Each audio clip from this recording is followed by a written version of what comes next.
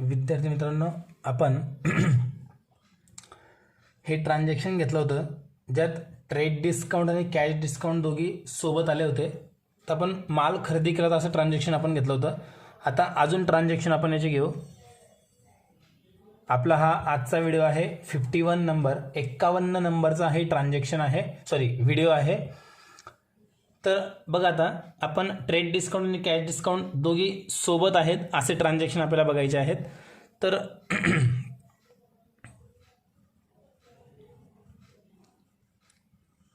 Purchase goods of rupees 50,000 @ 10% trade discount and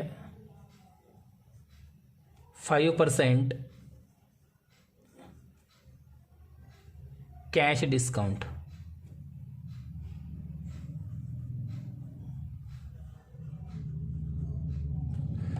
काय केलं बघा आपण या ट्रान्झॅक्शनमध्ये. आपण माल खरेदी केलेला आहे 50,000 रुपयांचा. तो कसा खरेदी केला आपण? 10% ट्रेड डिस्काउंट आणि 5% कॅश डिस्काउंट. कॅश डिस्काउंट आहे याचा अर्थ हा व्यवहार रोखीचा आहे. एवढं क्लिअर झालं? कॅश डिस्काउंट दिले म्हणजे व्यवहार कसा आहे? रोखीचा आहे. मग कोणते कोणते अकाउंट आपल्याला घ्यावे लागतील ते आपण बघू. माल खरेदी केल्यावर, गुड्स खरेदी केल्यावर आपण कोणतं अकाउंट घ्यायचं असतं? परचेस अकाउंट पहिलं घेणार आपण. आता दुसरं अकाउंट कोणतं घेणार? ट्रेड डिस्काउंट आहे 10%, पण याची नोंद आपण करतो का? करत नाही, पण लेस तर आपल्याला करावंच लागेल. नंतर 5% कॅश डिस्काउंट आहे, म्हणजे रोखीचा व्यवहार आहे म्हणून कॅश अकाउंट घ्यावं लागेल, आणि डिस्काउंट कॅशचा आहे म्हणून एक डिस्काउंट पण आपल्याला घ्यावं लागेल. 3 अकाउंट आपल्याला सापडतील: परचेस, कॅश आणि डिस्काउंट.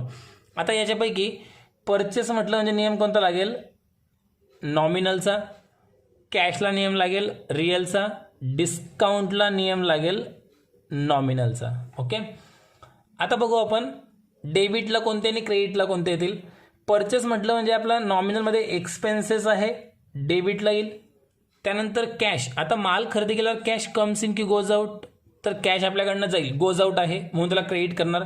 डिस्काउंट मिळेल की द्यावा लागेल? माल जर खरेदी करतोय तर सूट आपल्याला मिळेल म्हणजे त्याला काय करणार? क्रेडिट. आणि अजून एक हिंट, कॅश क्रेडिटला म्हणजे डिस्काउंट पण क्रेडिटला.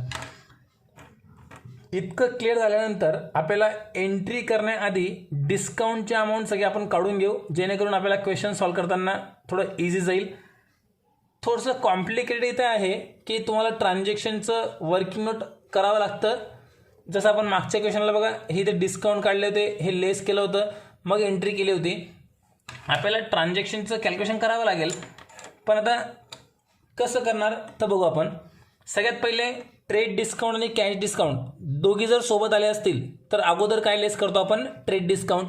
आणि मग उरलेल्या अमाऊंटवर कॅश डिस्काउंट लेस करायचा. शब्दांकडे व्यवस्थित लक्ष द्या, परत सांगतो एक वेळा. ट्रेड डिस्काउंट आणि कॅश डिस्काउंट एकाच उदाहरणामध्ये आले असतील तर अगोदर लेस करायचा ट्रेड डिस्काउंट आणि उरलेल्या अमाऊंटवर लेस करायचा कॅश डिस्काउंट. ठीक आहे, क्लिअर इथपर्यंत? मग आता आपण घेऊ बघा. सगळ्यात आधी आपण व्यवहार किती रुपयांचा आहे? 50,000चा ट्रान्झॅक्शन आहे. 50,000चा आपण माल खरेदी केलेला आहे. तर अगोदर काय लेस करावं लागेल? Trade discount. ट्रेड डिस्काउंट कितीवर काढावं लागेल? पहिले 50,000वर. मग 50,000वर पहिले 10% काढू. मुद्दामून पेन्सिलने घेतोय बघा. 50,000वर 10%. एक 0 कट केले, इथून 0 कट केला, इथे बॅलन्स उरला 5,000. म्हणजे 5,000 काय सापडला तुम्हाला? हा ट्रेड डिस्काउंट सापडला. हा सापडला ट्रेड डिस्काउंट, ज्याची नोंद होत नाही. नोंद होते म्हणजे एंट्री करताना नोंद होत नाही, पण इथून मात्र लेस करावाच लागेल.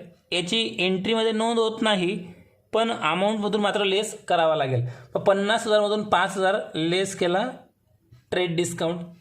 50,000मधून 5,000 लेस केला आपण, हा ट्रेड डिस्काउंट. मग आता अमाऊंट उरलेली आहे इथे 45,000. 45,000 उरले. नियम काय बोललो तुम्ही लक्षात घ्या. ट्रेड डिस्काउंट आणि कॅश डिस्काउंट जर दोघी एक सोबत आले, ट्रेड डिस्काउंट आणि कॅश डिस्काउंट जर एक सोबत आले तर आधी ट्रेड डिस्काउंट लेस करायचा, जो आपण लेस करून टाकला, आणि उरलेल्या अमाऊंटवर म्हणजे या 45,000 रुपयांवर मग कॅश डिस्काउंट काढायचा. मग आता कॅश डिस्काउंट किती रुपयांवर निघेल? 45,000 रुपयांवर. मग 45,000वर किती पर्सेंट घेणार? 5%. 45,000 इंटू 5 भागीला 100. 2 शून्य कट केले. आता 5 0 0, 5 5 25 5, 2 कॅरी ऑन, 5 चोक 20 आणि 2 22. हा कोणता डिस्काउंट सापडेल आपल्याला? कॅश डिस्काउंट येईल. हा कोणता डिस्काउंट येईल? कॅश डिस्काउंट येईल. आता हा डिस्काउंट लेस करू आपण 45,000 मधून 2,250 रुपये. 2,250 रुपये कोणता डिस्काउंट झाला? कॅश डिस्काउंट झाला.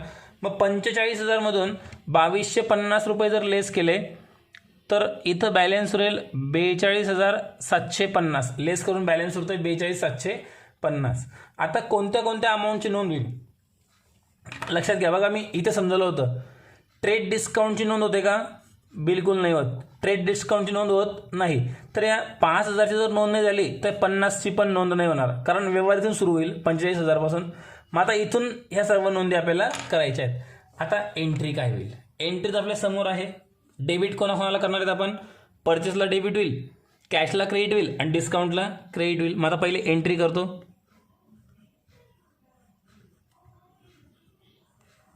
Purchase account debit to cash account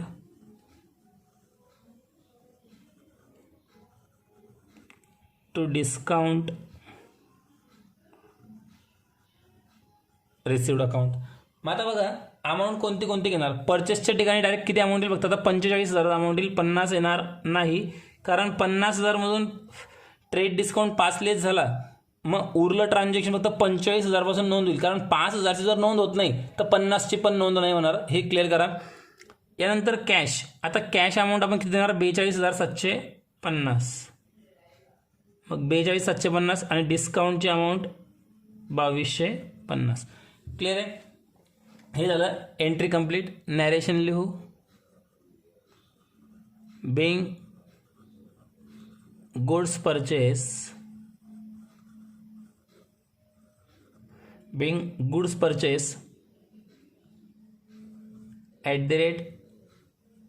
10% TD and 5% CD. आणि फायनली हे एक ट्रान्झॅक्शन आपलं कंप्लीट झालं. जर काही डाऊट असेल तर पुन्हा व्हिडिओ बघा. काही शंका असेल तर मला विचारा. ओके, आता नेक्स्ट ट्रान्झॅक्शन घेऊ आपण. तर बघा आता next transaction.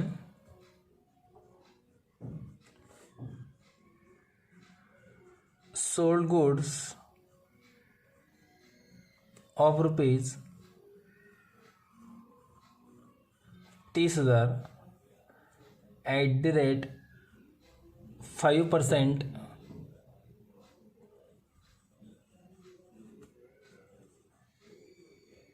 trade discount and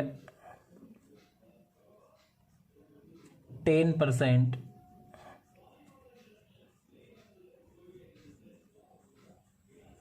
cash discount.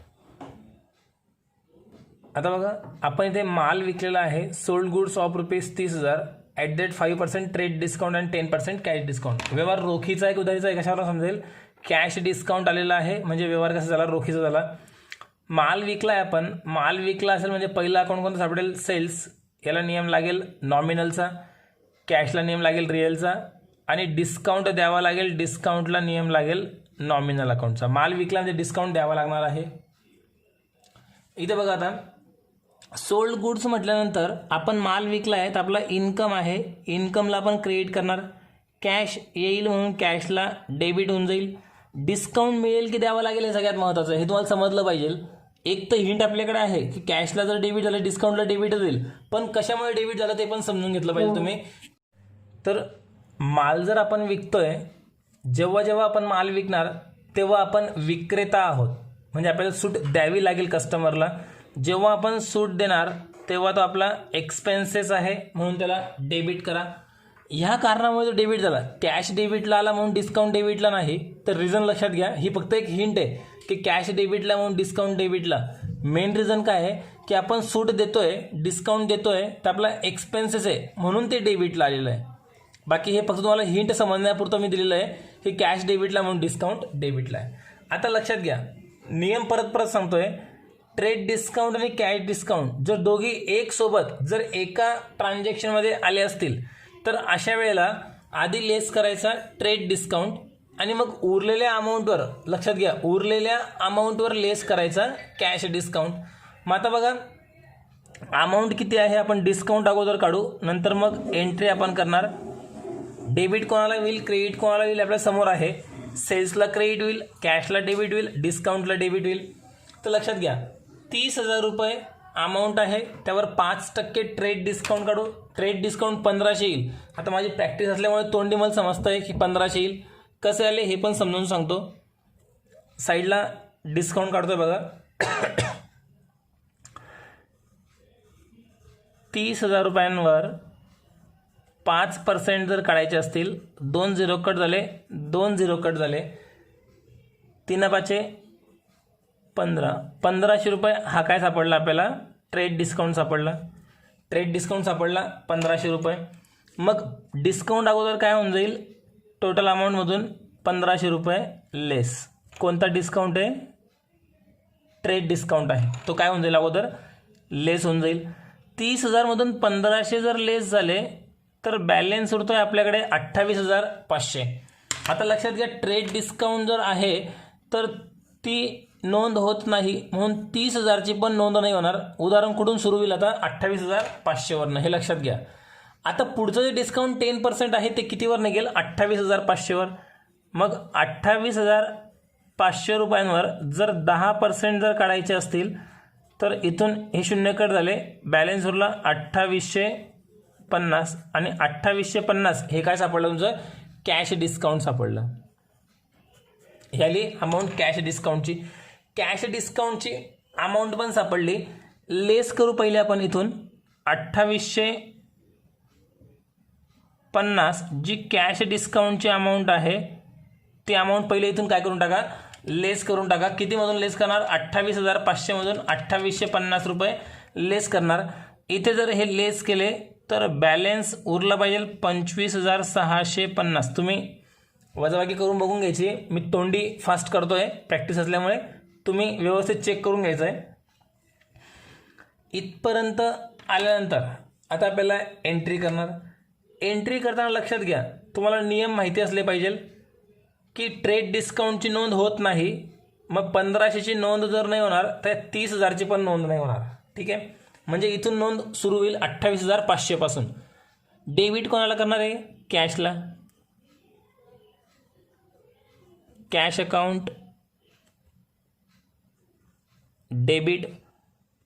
नंतर डिस्काउंट दिला आहे, डिस्काउंटला पण debit. Discount allowed account debit.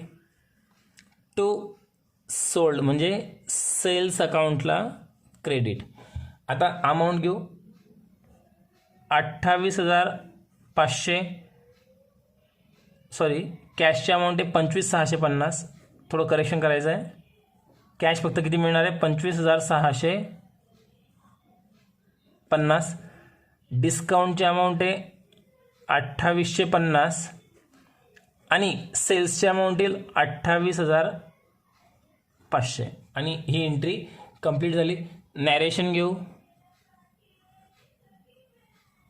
Bing goods sold at the rate 5% trade discount and 10% cash discount. 5% trade discount आणि 10% कॅश डिस्काउंट. हे ट्रान्झॅक्शन संपलं. अजून एक सेल्सचं ट्रान्झॅक्शन घेऊ आणि मग आपण ह्या व्हिडिओमध्ये थांबू. 21 number.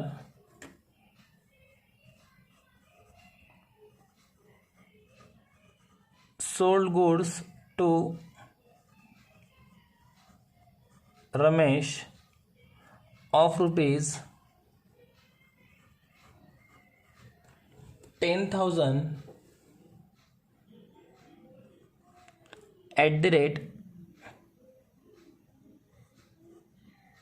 @2% trade discount and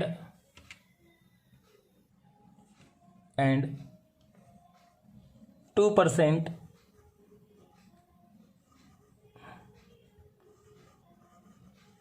cash discount. एकदा बघा, आता अमाऊंटचे पर्सेंटचे जी अमाऊंट होती आतापर्यंत आपण 5%, 10% असे पर्सेंटेज घेतले. मुद्दा म्हणून 2% घेतलेलं आहे. काहीच घाबरण्याची गरज नाही, सिंपल ट्रान्झॅक्शन आहे बिलकुल. नियम लक्षात घ्या. सगळ्यात अगोदर मला हे आन्सर पाहिजे की हे ट्रान्झॅक्शन रोखीचं आहे की उधारीचं आहे. अगोदर हे समजलं पाहिजे की ट्रान्झॅक्शन रोखीचं आहे की उधारीचं आहे. रमेशचं नाव आलेलं आहे, मग रमेशचं नाव आलं म्हणजे व्यवहार उधारीचाच आहे असं काही फिक्स नाही. इथे कॅश शब्द पण आलाय बघा. कॅश शब्द येऊन गेला म्हणजे कॅश डिस्काउंट म्हणजे कॅश शब्द येऊन गेला. आणि कॅश डिस्काउंट केव्हा दिला जाईल? जेव्हा रोखीचा व्यवहार असेल तेव्हाच. मग रोखीच्या व्यवहारामध्ये रमेशचं नाव घेण्याची गरज नाही. ठीक आहे, म्हणजे रमेशचं नाव एंट्रीमध्ये येणार नाही. मग कोणते कोणते अकाउंट येतील? परत तेच, सोल्ड म्हणजे सेल्स येईल, कॅश येईल आणि डिस्काउंट अलाउड येईल. म्हणजे मागची जी एंट्री आहे सेम तशी एंट्री येईल, फक्त अमाऊंट तुम्हाला काढता आले पाहिजे. आता बघा अमाऊंट. सगळ्यात पहिले इथे आपण बघू डेबिटला काय येईल, क्रेडिटला काय येईल. सेल्सला क्रेडिट होईल, माल विकला म्हणजे कॅश येईल, डेबिट होईल. डिस्काउंटला नॉमिनलचा नियम, माल विकतो म्हणजे डिस्काउंट द्यावा लागेल, एक्सपेन्सेस आहे, डेबिट होईल. पहिले आपण काय करू, डिस्काउंट काढून घेऊ. किती रुपयांवर डिस्काउंट काढावं लागेल? पहिले 10,000वर. 10,000 टोटल अमाऊंट आहे, त्यावर पहिले कोणता डिस्काउंट काढणार? Trade discount. आणि मग उरलेल्या अमाऊंटवर कॅश डिस्काउंट काढणार. मग बघा पहिले 10,000वर आपण 2% काढू. काय करणार? 10,000 गुणिला 2 भागिला 100, 2 शून्य कट 2 शून्य कट. 100 गुणिला 2 जर केले तर 200 रुपये. हा कोणता डिस्काउंट सापडला रे? ट्रेड डिस्काउंट सापडला. आणि ट्रेड डिस्काउंट किती सापडला? 200. तो काय करणार? 10,000मधून लेस केल्यानंतर बॅलन्स किती उरतोय? 9,800. आता मला सांगा, ट्रेड डिस्काउंट जर 200 रुपये आहे, हा ट्रेड डिस्काउंट 200 जर आहे, तर ट्रेड डिस्काउंटची नोंद होते का? नाही होत. तर 10,000ची पण नोंद नाही होणार. मग उदाहरण कुठून सुरू होईल? 9,800 पासून सुरू होईल. मग आता 9,800 वर घेणार 2% पुन्हा. मग 9,800 गुणिला 2 भागिला 100, 2 शून्य कट झाले, 2 शून्य कट झाले. मग 98 इंटू 2 करायचे, 98 गुणिला 2 करायचे. 2 8 16, 6 आले, एक कॅरी ऑन झाला. 2 9 18, 18 आणि तो कॅरी ऑन केलेला 1, 196, 196 रुपये आले. 98 गुणिला 2 केले तर हा कोणता डिस्काउंट सापडला आपल्याला? Cash discount. मग इथे घेतले आपण कॅश डिस्काउंटचे 196. हा कोणता डिस्काउंट सापडला? Cash discount. लेस करून टाका. 9,800 मधून 196 रुपये काय करायचे? लेस. तर लेस केल्यानंतर बॅलन्स किती उरतोय बघा. 9,800 मधून 100 गेले 9,700, 9,604 इतका बॅलन्स उरतोय. कसं मी फास्ट लेस कसं करतोय बघा, समजून सांगतो. आपली पद्धत काय असते? 0, मग 10तून 6 गेले 4, असं आपण लेस करत जातो. मी कसं करतोय फास्ट करण्यासाठी, 9,800 मधून पहिले 100 लेस केले 9,700, 9,700 मधून 96 लेस केले 4 रुपये उरले 9,604. ही एक सोपी पद्धत आहे. तुम्ही जेव्हा क्लासला येणार तेव्हा ही पद्धत तुम्हाला मी समजून देईल. एंट्री काय होईल? मागची जी एंट्री आहे सेम एंट्री होईल. कॅश अकाउंटला debit, cash account debit. Discount द्यावा लागेल म्हणून discount allowed account debit to sales account, amount cash किती मिळेल? 9,604. डिस्काउंट द्यावा लागेल 196 आणि सेल्सची अमाऊंट येईल 9,800. नॅरेशनमध्ये घेऊ, being goods sold @ 2% TD and 2% CD. हे झालं ट्रान्झॅक्शन कंप्लीट. आता तुम्हाला सॉल्व करायला मी ट्रान्झॅक्शन देणार आहे, तुम्ही सॉल्व करायचं आहे आणि मला सेंड करायचं आहे. 23rd नंबर होमवर्क म्हणतो इथे.